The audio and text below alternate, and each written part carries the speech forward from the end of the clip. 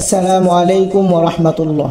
প্রিয় দিনী ভাই ও বোনেরা, আমাদের মধ্যে অনেকেই আল্লাহর পথে ফিরে আসতে চায়, কিন্তু হতাশা কাজ করে।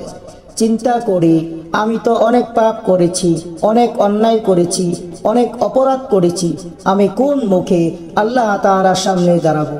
এমন হতাশা যাদের মধ্যে কাজ করেছে, আমি তাদেরকে লক্ষ্য করে বলতে চাই, হতাশ হবেন না। কারণ আপনি কেন হতাশ হবেন? আপনার রব অত্যন্ত ক্ষমাশীল। হযরত আনাস রাদিয়াল্লাহু তাআলা আনহু থেকে বর্ণিত, তিনি বলেন, আমি রাসূল সাল্লাল্লাহু আলাইহি ওয়াসাল্লামকে বলতে শুনেছি, মহান আল্লাহ তাআলা বলেন, হে আদম সন্তান, তুমি যতদিন পর্যন্ত আমার কাছে দোয়া করতে থাকবে এবং আমার কাছে প্রার্থনা করতে থাকবে, আমি ততদিন তোমার গুনাহ মাফ করতে থাকব। তুমি যাই করে থাকো, আমি সেদিকে ভ্রুক্ষেপ করব না। হে আদম সন্তান, তোমার গুনাহ যদি আকাশের উঁচু পর্যন্ত পৌঁছে, অতঃপর তুমি আমার কাছে ক্ষমা চাও, আমার কাছে ফিরে আসো, আমি তোমাকে ক্ষমা করব।